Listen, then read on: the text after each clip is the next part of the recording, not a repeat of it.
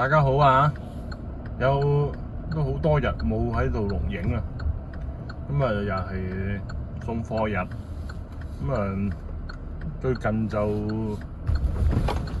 個仔開學，個老婆啊開始讀移民班啲英文，所以啊做司機，所以少咗送貨咁樣，咁啊叫開學之後第一日送貨都係，咁打後我諗送貨都會少咗㗎啦，係咁送貨好就係叫我覺得叫性價比比較高啦，係做完嘅就早啲走，就比送 Uber 就冇咁靈活。Uber 中意幾點鐘做就幾點鐘做，想唔做就唔做。佢做亞馬遜就 fix 咗時間就 fix 咗時間啦。你又唔遲得到，遲到幾個咁樣，你可以取消咗個 reserve 嗰個 block， 但係你又唔可以遲到咁樣，唔可以 no show 咁樣。咁今日打開手機發現又扣咗1分，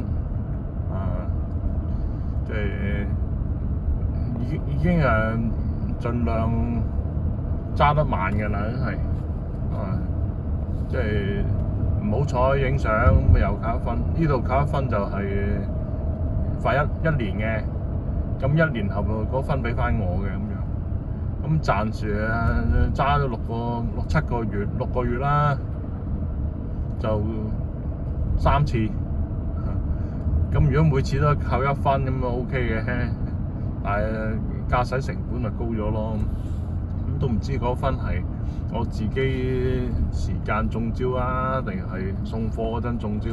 如果送貨中招咁啊，梗係蝕啦，係。咁我冇理由即係為咗送貨揸得好快先啱㗎。佢又唔會獎勵我嘅，做得快。咁今日講下最近發生啲反移民事件啦，係。咁1月26號就係澳洲國慶日，1月26號，每年都係1月26號㗎啦咁樣。咁有啲土著就認為呢啲係國恥，土著係澳洲澳大利亞呢個地方嘅原住民，佢喺呢度生活咗幾千年咁樣。咁你啲英國歐洲白人係後者搶咗佢哋嘅土地。咁今時今日呢啲白人嚟認為澳洲就係呢個國家嘅主人，所以其他人咧都係外族，都係侵略佢哋個國家咁樣。咁我老婆上堂咁有上啲澳洲嗰啲歷史嘢culture咁樣。咁琴日睇到有啲佢啲功課咁樣，咁我先知道原來澳洲而家有2700萬人口，同10年前比較就2300萬人，咁多咗400萬人。咁而家每10個澳洲人咧，有31.5個就唔喺澳洲出世嘅，就喺外國出世嘅，咁即係移民啦，係。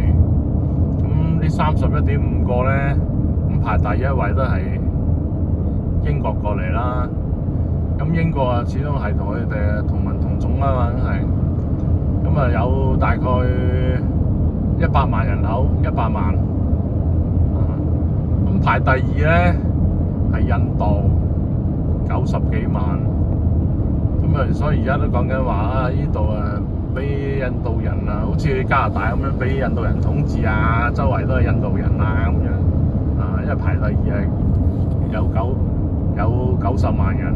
咁澳洲2700萬人口，有90萬嘅比例都有幾個%喎。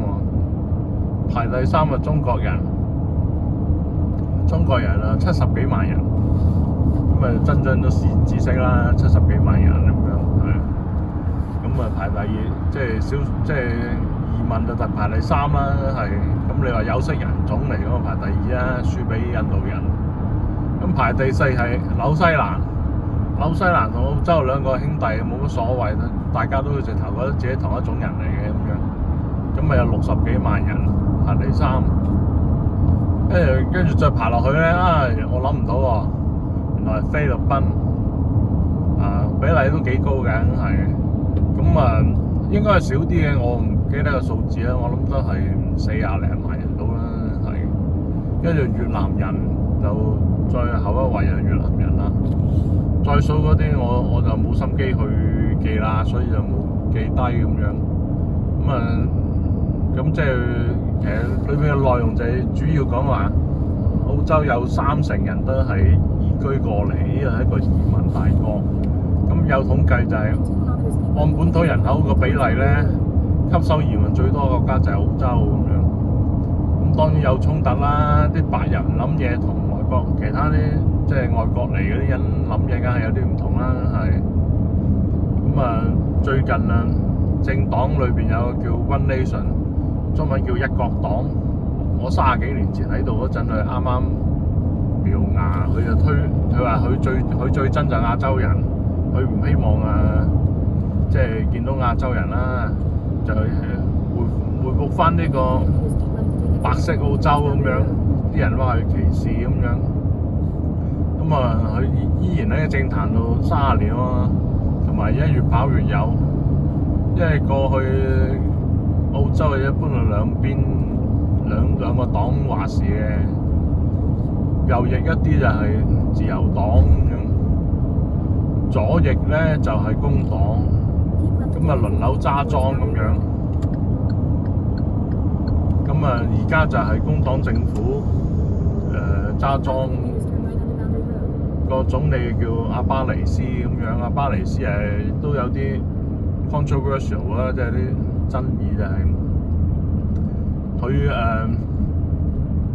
佢老豆意大利人嚟嘅，但係應該話佢老豆同佢老母即係係咪趙元松嗰隻，定係話住咗一段好短時間，所以出世紙咧佢冇老豆嘅，佢老豆嗰度係吉咗嘅。雖然血緣上佢係有一半意大利人血統，但係實際上佢係100%係澳洲咁樣啦，所以佢有資格做總理咁樣。但係話如果佢當時佢老豆有寫到個名嘅身份喺個出世紙咧，佢就可能冇資格做總理嘅。所以個爭議係講佢個國籍問題啦。